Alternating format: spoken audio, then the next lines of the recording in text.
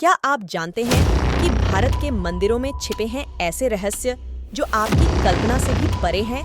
आइए हम आपको लेकर चलते हैं भारत के उन अद्भुत मंदिरों की यात्रा पर जिनकी कहानियां आपको हैरान कर देंगी।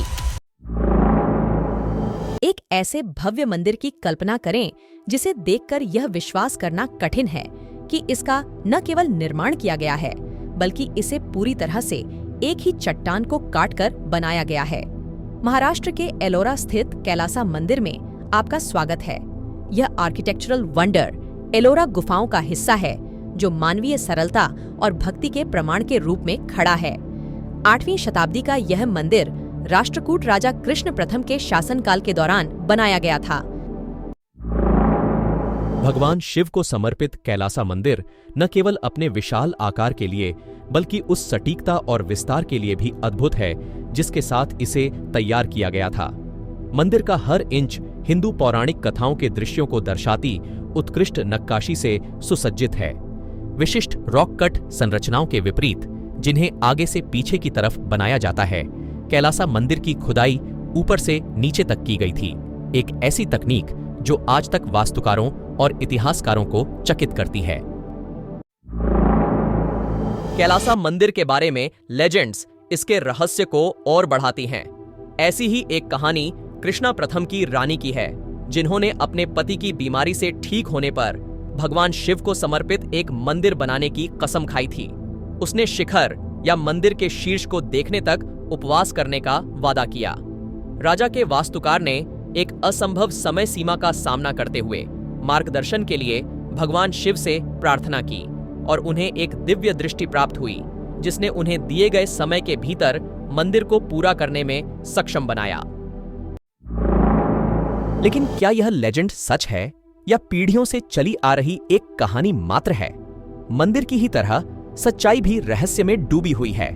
हालांकि यह झांत है कि इस मास्टरपीस को तराशने में अत्यधिक श्रम और कौशल लगा।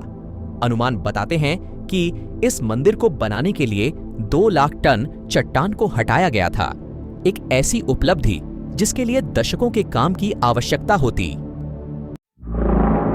आंध्र प्रदेश के एक छोटे से गांव लेपाक्षी में एक ऐसा मंदिर है जिसने सदियों से इंजीनियरों और मनीषियों को हैरान कर रखा है। भगवान शिव को समर्पित वीरभद्र मंदिर न केवल अपनी उत्कृष्ट नक्काशी और भित्ति चित्रों के लिए प्रसिद्ध है बल्कि एक अनूठी विशेषता के लिए भी प्रसिद्ध है जिसने दुनिया भर के पर्यटकों को आश्चर्यचकित कर दिया है, जो कि है इसका तैरता हुआ स्तंभ। 16वीं शताब्दी में विजयनगर साम्राज्य के शासनकाल के दौरान निर्मित वीरभद्र मंदिर एक वास्तुशिल्प आश्चर्य है। यह मंदिर 70 स्तंभों द्वारा समर्थित है, लेकिन उनमें से एक जो मुश्किल से जमीन को छूता है, लटकते हुए स्तंभ के नाम से जाना जाता है, जो ग्रेविटी को चुनौती देने का भ्रम पैदा करता है। लेजेंड्स बताते हैं कि इस स्तंभ को विजयनगर साम्राज्य के मास्टर आर्किटेक्ट्स ने अपनी इंजीनियरिंग कौशल और वास्तुशिल्प कौशल का प्रदर्शन करने के लिए डिजाइन किया था। कुछ कहानियां तो यह भी बताती हैं कि मंदिर को संरचनात्मक संतुलन प्रदान करने के लिए स्तंभ को जानबूझकर लटका दिया गया था। आधुनिक वास्तुकारों और इंजीनियरों ने लटकते हुए स्तंभ का बड़े पैमाने पर अध्ययन किया है। कुछ लोगों का सुझाव है कि स्तंभ वास्तव में तैरता हुआ नहीं है, बल्कि मंदिर के ढांचे के भीतर सटीक वेट डिस्ट्रीब्यूशन के कारण एक छोर पर थोड़ा ऊंचा है। यह चतुर आर्किटेक्चरल ट्रिक मंदिर की स्थिरता सुनिश्चित करते हुए एक तैरते हुए खंभे का भ्रम पैदा करती है। अपने वास्तुशिल्प रहस्य से परे वीरभद्र मंदिर अत्यधिक सांस्कृतिक और आध्यात्मिक महत्व रखता है। मंदिर परिसर में रामायण, महाभारत और अन्य हिंदू महाकाव्यों की कहानियों को दर्शाते सुंदर भित्ति चित्र हैं, जो इसे प्राचीन भारतीय कला और पौराणिक कथाओं का खजाना बनाते हैं। भक्तों और पर्यटकों के लिए तैरता हुआ स्तंभ सिर्फ एक वास्तुशिल्प जिज्ञासा नहीं है, बल्कि आस्था और दैवीय हस्तक्षेप का प्रतीक है।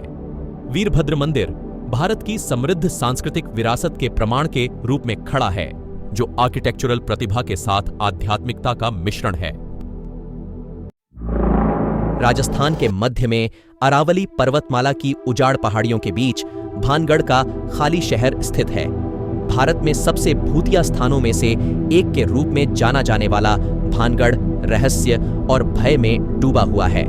आज हम उन खौफनाक कहानियों और भयानक लेजेंड्स को उजागर करेंगे जिन्होंने कभी इस समृद्ध शहर को एक भूतिया खंडहर में बदल दिया है। भानगढ़ की स्थापना 16वीं शताब्दी में आमेर के शासक भगवंत दास ने अपने छोटे बेटे माधो सिंह प्रथम के लिए की थी। हालांकि भानगढ़ की भव्यता अल्पकालिक थी।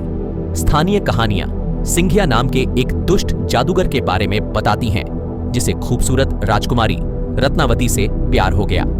जादूगर ने उसके प्यार को जीतने के लिए काले जादू का इस्तेमाल करने की कोशिश की, लेकिन उसकी योजना विफल हो गई, जिससे उसकी मृत्यु हो गई। अपनी मरती हुई सांस में सिंघिया ने भानगढ़ को उजड़ जाने का श्राप दिया। अपने शापित इतिहास के बावजूद भानगढ़ के खंडहर इसके पूर्व वैभव की कहानियां कहते हैं।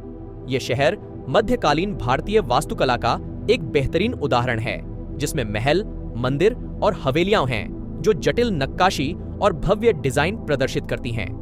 मुख्य आकर्षण भानगढ़ किला है, जो शहर के गौरवशाली अतीत और दुखद पतन का मूक गवाह है। भानगढ़ के खंडहरों के भीतर गोपीनाथ का मंदिर है, जो भगवान कृष्ण को समर्पित है। यह प्राचीन मंदिर अपनी उत्कृष्ट नक्काशी और शांत वातावरण के साथ प्रेतवाधित शहर में एक आध्यात्मिक आयाम जोड़ता है। हालांकि भयानक शांति और देखे जाने का एहसास इसे आगंतुकों के लिए एक भयावह अनुभव बनाता है। पिछले कुछ वर्षों में कई पर्यटकों ने भानगढ़ में असाधारण अनुभवों की सूचना दी है। अजीब सी आवाजें, भूतिया दृश्य और अत्यधिक भय की भावना आम कहानियां हैं। आर्कियोलॉजिकल सर्वे ऑफ इंडिया ने भानगढ़ के बाहर एक बोर्ड भी लगाया है, जिसमें लोगों को सूर्यास्त के बाद शहर में प्रवेश न करने की चेतावनी दी गई है। जबकि लेजेंड्स और असाधारण कहानियां भानगढ़ के आकर्षण को बढ़ाती हैं, वैज्ञानिक और शोधकर्ता अलग अलग व्याख्याएं पेश करते हैं।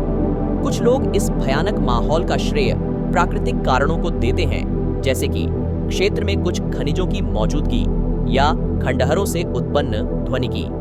इन व्याख्याओं के बावजूद भानगढ़ से जुड़ा रहस्य और भय बरकरार है।